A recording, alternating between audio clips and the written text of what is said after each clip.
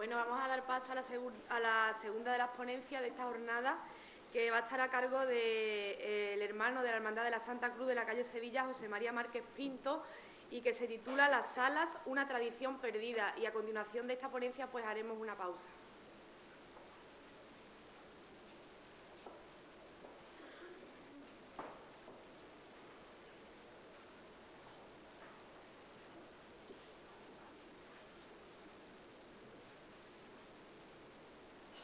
Muchas gracias por su asistencia, por supuesto.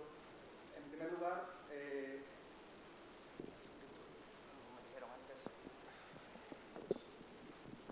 primer lugar, como no, hemos de volver a dar las gracias al ilustrísimo Ayuntamiento de la ciudad por organizar por segundo año consecutivo estas sencillas jornadas sobre las fiestas de la Santa Cruz, que entendemos que no hacen sino engrandecer y propagar aún más pues unas fiestas que en verdad suponen uno de los principales elementos definitorios y consustanciales a nuestra idiosincrasia palmerina. El año pasado, en nuestra primera aproximación a las fiestas y bajo el título El dualismo de la cruz, abordamos diversos aspectos sobre el origen, el carácter y la conformación actual de nuestras fiestas a la Santa Cruz. El tiempo con el que contábamos aquel día, al igual que hoy, era breve, y ello nos llevó a tratar de una manera muy genérica y resumida toda la historia y parte del carácter que a nuestro juicio tenían las fiestas de la Santa Cruz en La Palma y más concretamente las fiestas de la Santa Cruz de la calle Sevilla. Hecha aquella primera aproximación y retomado en la mañana de hoy el tema que nos ocupa, nos sugiere la Concejalía de Cultura un nuevo tema sobre el que disertar y sobre el que profundizar en esta segunda jornada. Bajo el título Las Salas, una tradición perdida, vamos a abordar aspectos, si no inéditos, sí al menos poco conocidos en nuestros días. Vamos a bucear en una serie de relatos de la época, en una serie de fotografías relativas a un pasado más o menos cercano y que, si iniciativas como esta no lo remedian, pues estarían condenadas un poco al olvido. Vamos también, no obstante, a poner de manifiesto cómo esto que hemos llamado una tradición perdida, pues fue una tradición perdida a medias, porque en cuanto al menos al componente estético se refiere, las salas no se difuminaron en el tiempo, sino que supusieron la continuidad lógica en lo que hoy veneramos en las actuales capillas. Como primera aproximación en la mañana de hoy, podemos afirmar que al menos en lo que en la provincia de Huelva conocemos, podríamos distinguir dos formas de celebrar los festejos en torno a la Santa Cruz. Por una parte tendríamos aquellas cruces que se instalan en recintos, digamos, comunitarios, tales como grandes patios de vecinos, plazas, y por otra parte tendríamos aquellas cruces que se van a celebrar en un espacio mucho más íntimo, como podría ser la habitación de una de las viviendas de la calle. Tanto una como otra son, como hemos dicho, las formas que se van a dar fundamentalmente en toda la geografía onubense, y son ejemplos de ambos estilos, pues bueno, sin ánimo de ser exhaustivos, por supuesto, las de Bonares, en salas antes y ahora en sus propias capillas, las de Alorno, en Las Colás, las de Almonaster, la Real, que forman parte del propio entramado urbano, o las de La Palma, en las salas a las que hoy nos vamos a acercar. Sea como fuere, es lo cierto que tanto una como otra opción apuntan y señalan inequívocamente a un origen popular de la fiesta. Para nosotros, absolutamente, el origen de la sala viene a coincidir con el origen de nuestra celebración crucera, de manera tal que no consta que ningún año se hayan celebrado, al menos en La Palma, las fiestas de la Santa Cruz fuera de este ámbito, fiestas de la Santa Cruz que hoy veneramos, fuera de este ámbito de exposición en la sala de la vivienda de una de las casas de la calle, excepción hecha, por supuesto, de la existencia de la capilla en un momento muy posterior. La Santa Cruz, por ejemplo, jamás estuvo en la ermita de San Blas, ni en la del Santo, ni siquiera en una cercana ermita de San Roque que existía al cabo de la calle. Las noticias de la Santa Cruz son siempre referidas a una calle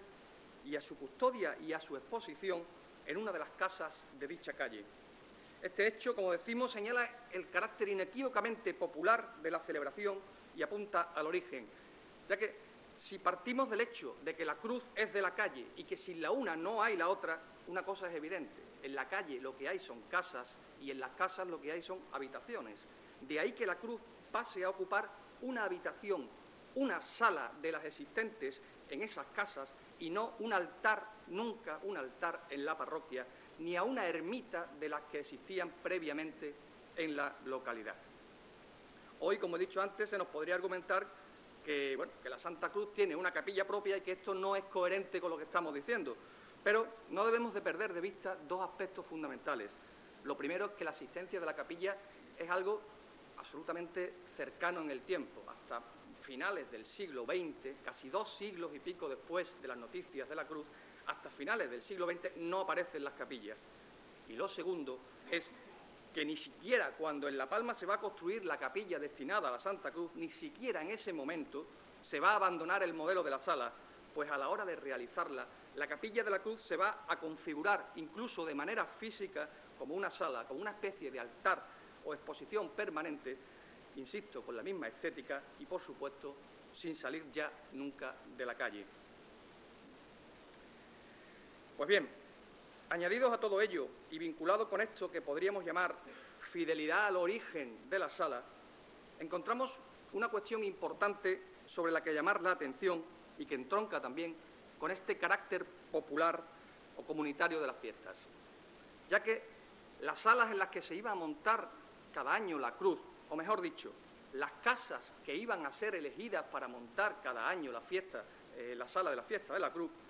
esas casas no estaban predeterminadas de antemano, ni había más norma en su elección que aquello que decidieran los vecinos de la calle primero y la hermandad después. Hasta tal punto, la cruz era algo de una calle que los propios vecinos de la calle se iban a ir repartiendo el privilegio de tener año tras año a la Santa Cruz en sus casas en los días de la fiesta. Lógicamente, no todas las casas tenían esa posibilidad, pues se requerían unas dimensiones mínimas y otra serie de aspectos, pero cumplidos dichos requisitos, digamos técnicos, era la propia calle la que tenía que organizarse y decidir de manera concreta y puntual para cada año cuál iba a ser la casa elegida. Esto, a nuestro entender, refuerza muchísimo el carácter popular y aglutinador de la calle sobre la cruz y de la cruz sobre la calle, y refuerza muchísimo, insistimos, la vinculación afectiva de la una sobre la otra, ya que además la propia elaboración anual de estas salas iba a suponer un importante aspecto de unión y confraternización de los vecinos que tenían que reunirse a finales de las tardes del mes de abril para trabajar y construir y hacer de una habitación en la que el resto del año dormían una o varias personas, hacer de esa habitación una sala, una especie de altar doméstico genuinamente propio que se iba a convertir a principios del mes de mayo en el centro devocional de la ciudad. En cuanto a las características que debían tener las salas para poder albergar a la cruz, eran varias. La primera, que debía tener fácil acceso desde la puerta. La entrada a la sala tenía que estar o en el zaguán o en el primer portal de la vivienda. Lo segundo es que tenía que ser lo más uniforme posible y de unas medidas concretas, lo cual no era fácil y obligaba en numerosas ocasiones a tener que retabicar por completo la habitación para cuadrarla si era necesario y hacer que tuviese unas medidas exactas. Por otra parte, si tenía una ventana a la calle, lo cual era normal porque era la habitación más cercana a la calle, la ventana tenía que ser igualmente tapiada y cegada. Por último, si el techo de la habitación, como era habitual en aquel entonces, era de madera, pues había que hacer un nuevo techo, un falso techo a base de cañizos y yeso, pues se consideraba que la madera no era lo más idóneo para la exposición de la cruz a la ciudad. Y por último, por si fuera poco, había que buscar también que esa casa, no estuviese ni al principio de la calle ni al final, con idea de no dejar el resto de la calle un poco a oscuras en la fiesta. No es difícil imaginar el sabor, la ilusión que se respiraría en aquellas singulares cuadrillas de albañiles, de carpinteros, de mujeres, de chiquillos alrededor, que se organizaban las tardes del mes de abril para tarde tras tarde construir ese altar efímero que iba a durar pues un mes. Ello supondría, desde luego, la antesala de toda la celebración y sería seguramente una fuente segura de camaradería, de acendrado crucerismo, en definitiva, y de vivir una forma especialmente intensa los preparativos de la fiesta grande. Decíamos el año pasado, referidos a la génesis de nuestra historia crucera, que el pueblo, la calle, literalmente había parido y creado una devoción en torno a la que aglutinarse. Pues bien, avanzamos hoy algo más sobre aquella inicial afirmación y añadimos que la sala, la estética de esa sala, fue igualmente surgida y creada por aquella misma calle que supo cómo inventarse de la nada esa forma tan especial de presentar a su cruz a la ciudad. No solo se creó en 1925 un paso de plata cuya estética aún se conserva, sino que de igual modo se inventó de la nada lo que en adelante iba a suponer la presentación de la Santa Cruz de su calle a toda una ciudad, consiguiendo, como veremos ahora, la creación de un estilo propio y definitorio que afortunadamente aún perdura en nuestros días. Vamos a hacer ahora un brevísimo recorrido sobre la evolución estilística que tuvieron las salas de la Santa Cruz de la calle Sevilla. Pocos son los testimonios gráficos que poseemos de las salas anteriores al año 1948 y pocas las referencias escritas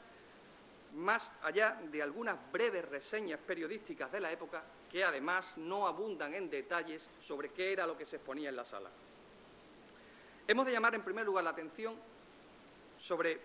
una carta que dirige el cura Hinojosa en julio de 1903, una carta que dirige al arzobispado de Sevilla cuando se están haciendo las reglas y el arzobispado le pide que le mande el inventario de lo que tenía aquella hermandad.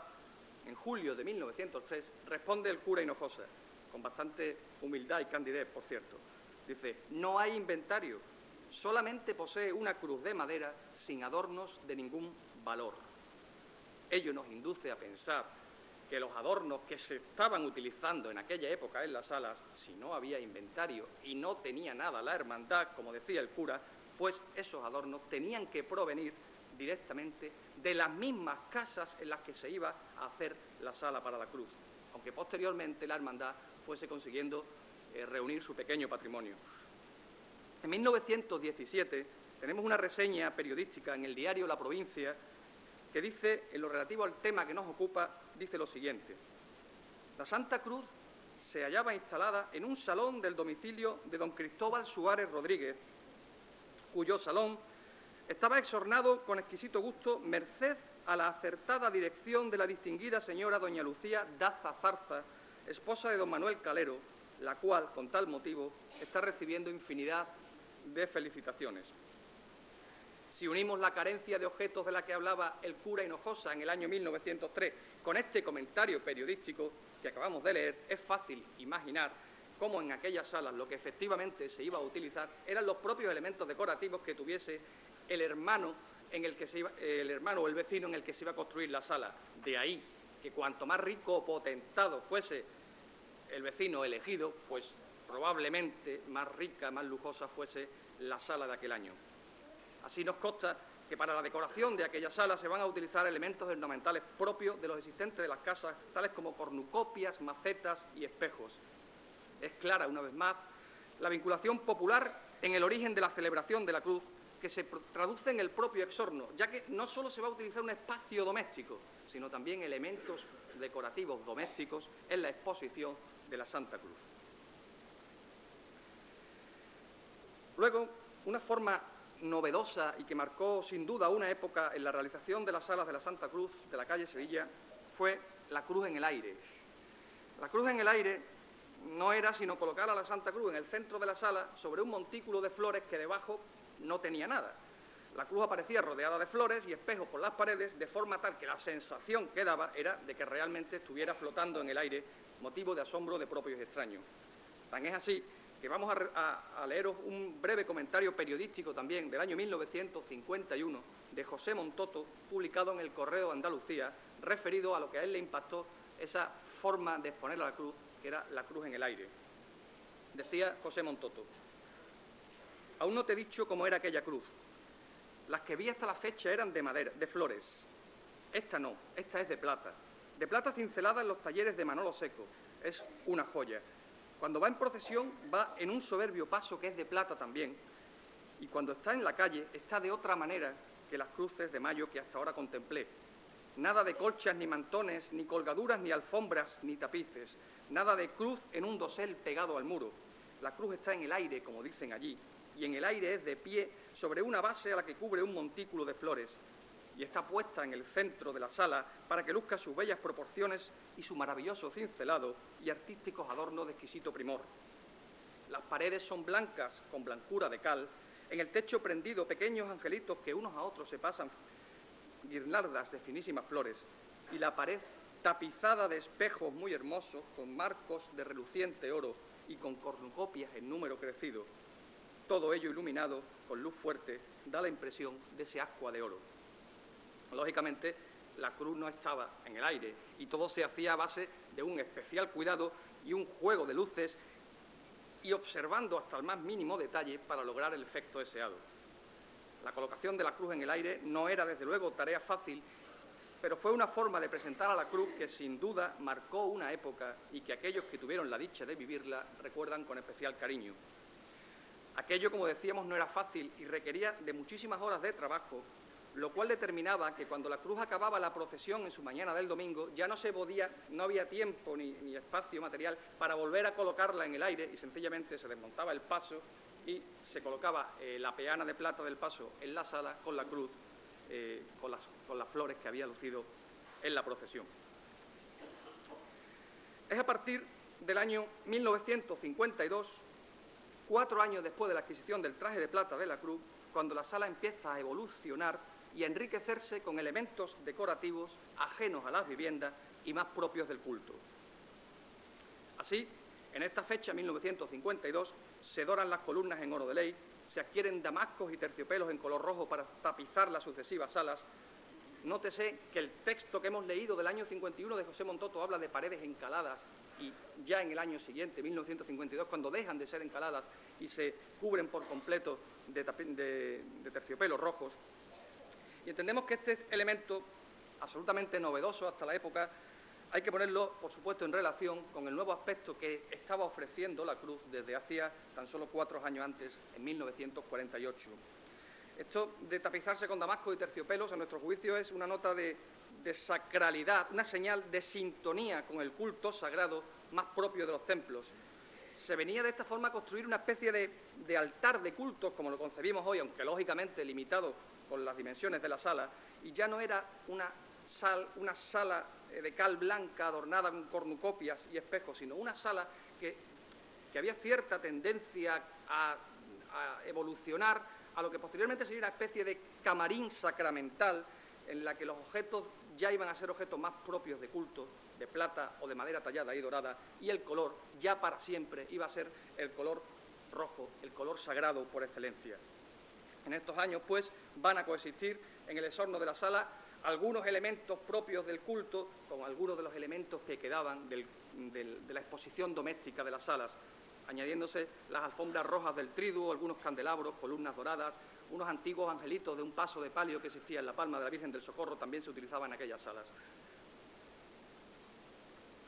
Pues bien, esta estética, esta imagen de la sala, de la que hemos dicho que venía a ser una especie de camarín sacramental, va a ser la que se va a adoptar cuando surja la capilla como manera definitiva. Y abandonándose en la transición de estas salas a la capilla, abandonándose ya definitivamente los escasos elementos domésticos que quedaban en aquel momento.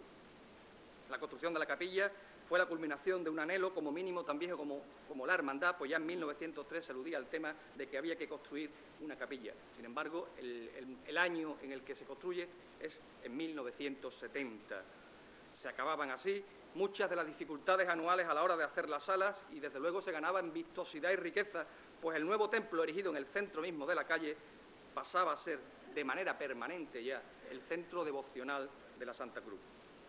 Ello, desde luego, conllevó inevitablemente la pérdida de la tradición de las salas,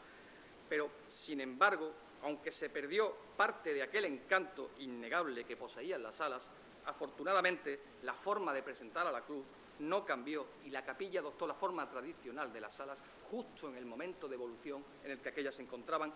con una fidelidad casi absoluta.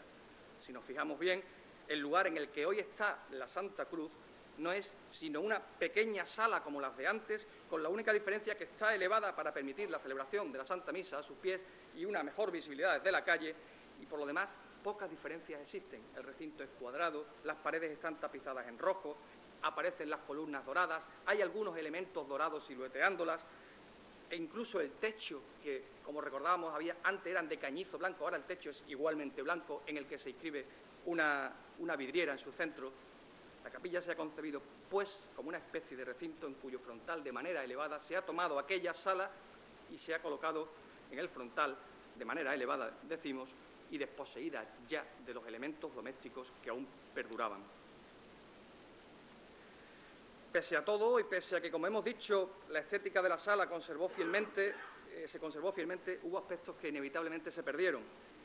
de aquella forma tan especial de presentar a la cruz a la ciudad. Se perdió un ir y venir de la cruz por las... Se perdió, como decimos, una forma, un ir y venir de la cruz por las casas de la calle y una forma tradicional de vivir las fiestas y sus días previos, y una forma de culto íntimo a la cruz, hoy ya, desde luego, superado. La cruz se guardaba durante todo el año en una habitación que a tal fin tenía en su vivienda la camarista de la cruz, doña Concha Gómez, situada a la entrada justa de la calle. Desde allí, la cruz saldría para el triduo que se celebraría en el mes de abril en la parroquia y no regresaría nuevamente a este domicilio hasta pasadas las fiestas del Corpus. Cuando finalizaba el triduo, la cruz pasaba a la casa del actual prioste de la hermandad a la espera de ser llevada a la sala que en aquellos días se estaba construyendo físicamente. En los días previos a la fiesta, la cruz era instalada en la sala y desde allí iba a presidir todos los actos en su honor. La mañana de la procesión, la cruz era llevada muy temprano, sobre las 6 o las 7 de la mañana, nuevamente a la mencionada casa de don Manuel Martínez, para, a través de la puerta que daba a la vega, ser colocada en el paso procesional minutos antes del traslado para la función. Una vez puesta en el paso, se dirigía a la sala, centro neurálgico de toda la celebración, y desde allí se dirigía a la parroquia en la procesión de traslado exactamente igual que la conocemos hoy. Tras la procesión, la cruz era bajada del paso en medio de la calle y ante una multitud enfervorizada que la rodeaba y que no cesaba de vitorearla en un momento de especial y singular emoción. Mientras tanto, cuentan los que lo vivieron que desde los balcones de la calle, todos contemplando la bajada de la cruz, no cesaban de tirarse infinidad de cohetes en un espectáculo sin igual. Allí, en esta sala, esperaría cada tarde la llegada de las fiestas del Corpus, entre numerosas visitas de fieles y devotos. La noche previa del Corpus, exactamente igual, la cruz en la vega, recién regada, era puesta en el paso y desde allí daba comienzo el traslado a la parroquia para el acompañamiento al Santísimo en el día del Corpus. El 5 de junio de 1969, día del Corpus, la Santa Cruz presidía la colocación de la primera piedra de su actual capilla ante la apoteosis de júbilo del inmenso gentío que se dio cita en aquel lugar. Cuando la Santa Cruz aquel día fue bajada de su paso tras su traslado de regreso, muchos intuyeron que aquella sería la última vez que la Santa Cruz iba a usar un domicilio como capilla efímera. La década de los 70 nacería en La Palma al compás de un repique de campanas nuevo. Finalizaba así una tradición de siglos, pero al mismo tiempo se aseguraba la continuidad de un culto a la Santa Cruz mucho más acorde con los tiempos venideros. Finalizaban así en La Palma casi 2 siglos de salas en honor a la Santa Cruz. Nada más y muchas gracias.